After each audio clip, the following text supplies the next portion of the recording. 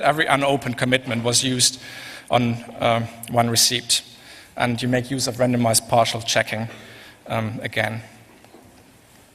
There's a real-world implementation for the Student Council in Karlsruhe, and there's also Java code published. However, that code doesn't compile because there's an object missing. And the code comes with no documentation and doesn't use any Java docs, so it's really, you have to invest a lot of time to have a closer look, but perhaps some of you have the time or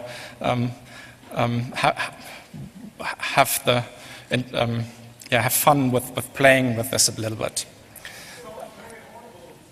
Sorry? Sorry? Well, you make that decision.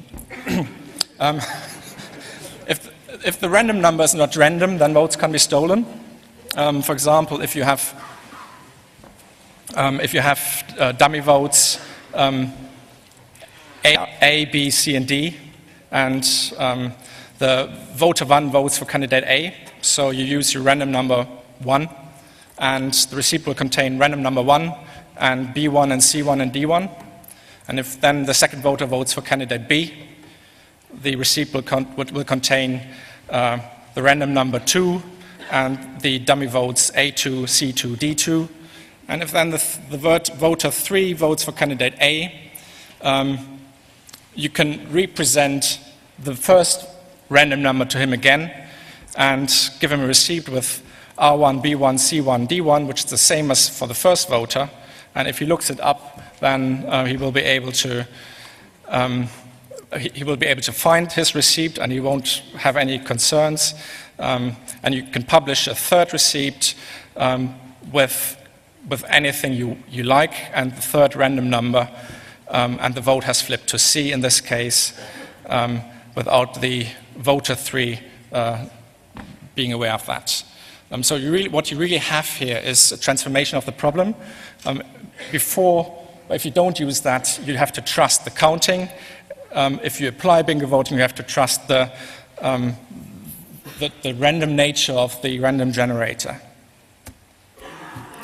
There's also real-world hassles, like the commitments are only binding if they're really shared and if somebody looks at them. So if you publish the commitments for each ballot, for each polling station individually, which there are 80,000 in Germany, then you can have a look who downloads what, and if there's any polling places where nobody downloads everything, then you flip the votes in this polling place and reissue the initial commitments. There's general issues which are common to all the approaches. One is concept versus implementation. A secure concept doesn't ensure a secure implementation. For example, randomness. The random nature of a pretended random value can never be verified by an observer. You can only ensure that random is truly random if you know how the randomness is created. But you can't, when you see random numbers, you can never see whether there's any hidden information in there. And there's no solution for that. One example is also the Debian OpenSSH implementation, which is a good example for a good concept and a poor implementation. Until May 2008, there were only 32,000 different keys created. So what if you later find out that your implementation wasn't secure? If you publish votes on a bulletin board, then you can't unpublish that later. So if you find out that you haven't encrypted properly due to implementation issues, you can't hide the information anymore. And there's the user versus administration issue. So even if the concept is secure and the code is shared, like in open source, the fact that the production system really runs the same code is typically not verifiable by the user. So you either need to be an administrator or trust the administrators. Another issue is, are there evil implementations of the secure concept? that, from a user's perspective, have the same user interface. So is the secure concept really running? Or is it something that just mocks up the user interface? And also, can I fool inexperienced users, for example, by swapping the sequence of user interactions, by swapping who commits first to something, the machine or the voter? Also, you introduce a denunciation attack. If you are the voting authorities and you don't like the outcome of the election, you can just publish something else on the bulletin board. So you can manipulate the bulletin board without manipulating the outcome of the election. The voters checking their receipts will find mismatch between the receipt on paper and published.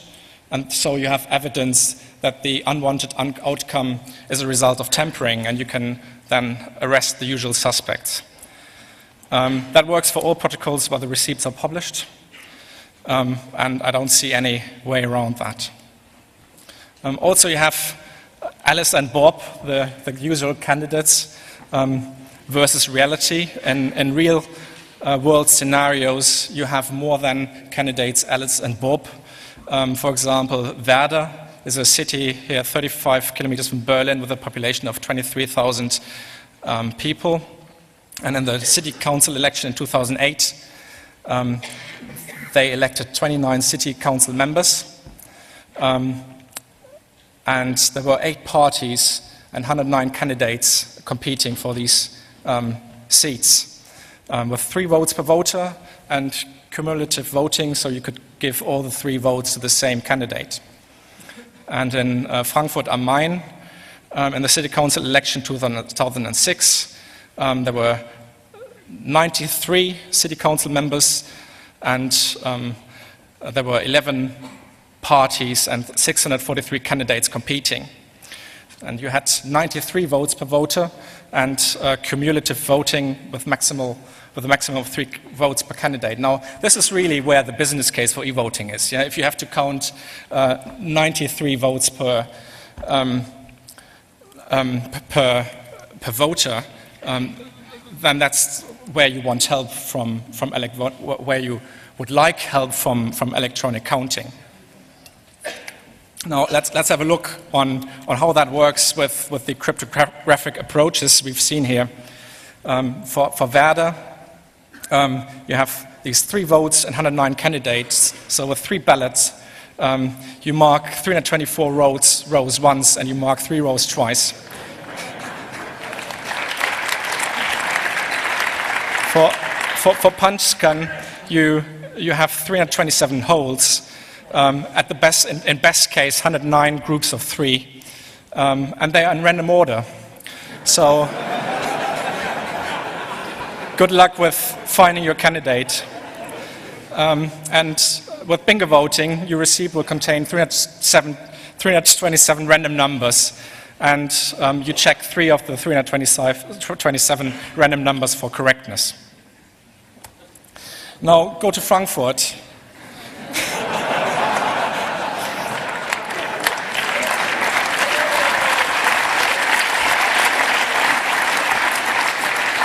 With 3 ballots, you mark 1,800 rows once and 93 twice.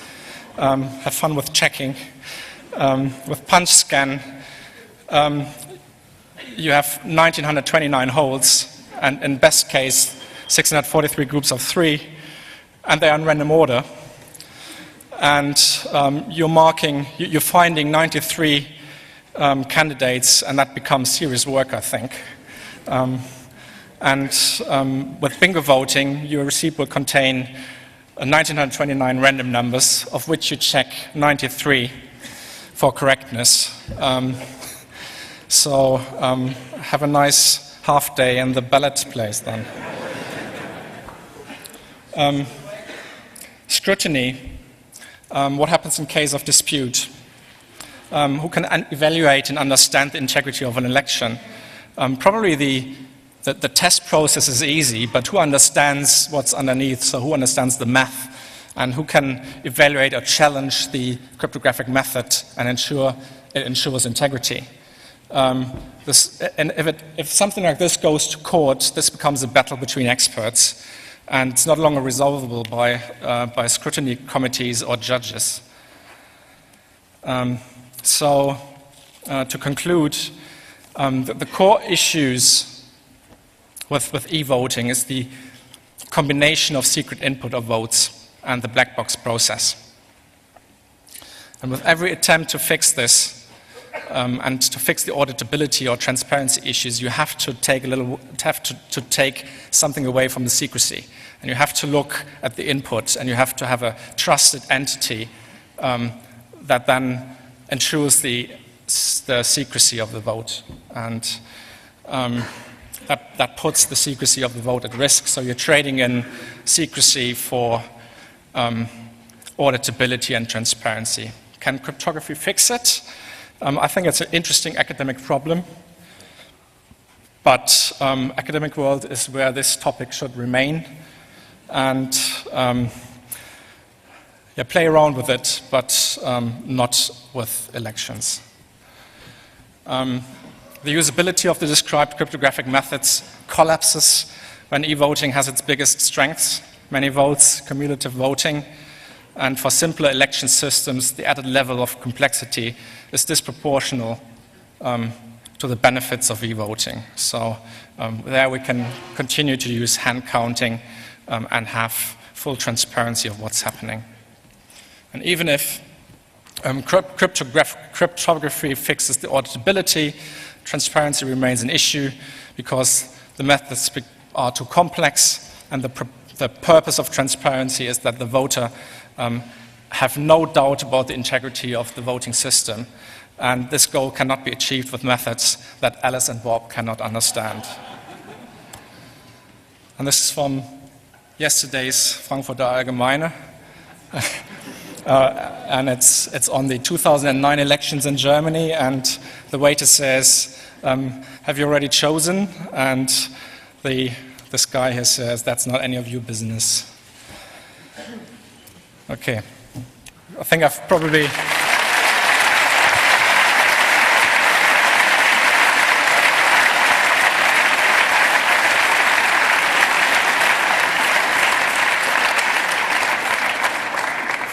used most of my time, but if there's any questions or comments.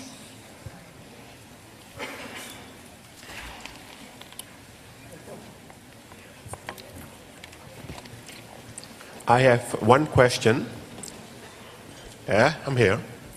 What is the risk? I mean, the exposure when when an election is bought. I mean, what would someone could gain from frauding the federal elections here?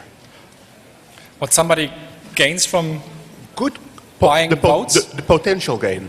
Well, changing the outcome, I guess. What did I miss the question?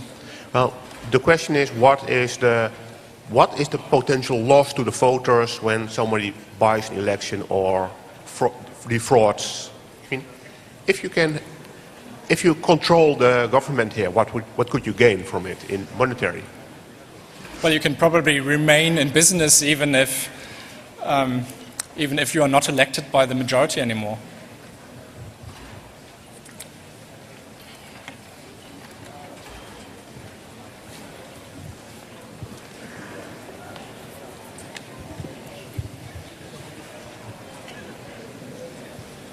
So what if I want mechanical help for voting? You've said the example in Frankfurt, you have almost 100 votes, and it is an issue to count all them.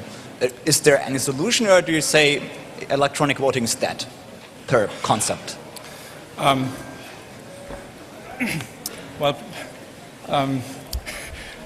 Predicting the future is always difficult, isn't it? So in the moment I'd say there's no appropriate tools which ensure transparency and enable electronic counting, other than having paper receipts and counting them in full immediately after the election. So if you don't like the complex election because it's too much, the complex election system because it's too much work, then well, the solution probably is to switch to an easier system, to a more simpler system. So at the moment there is no idea how to tackle this problem. So I couldn't hear that. So at the moment there is no idea how to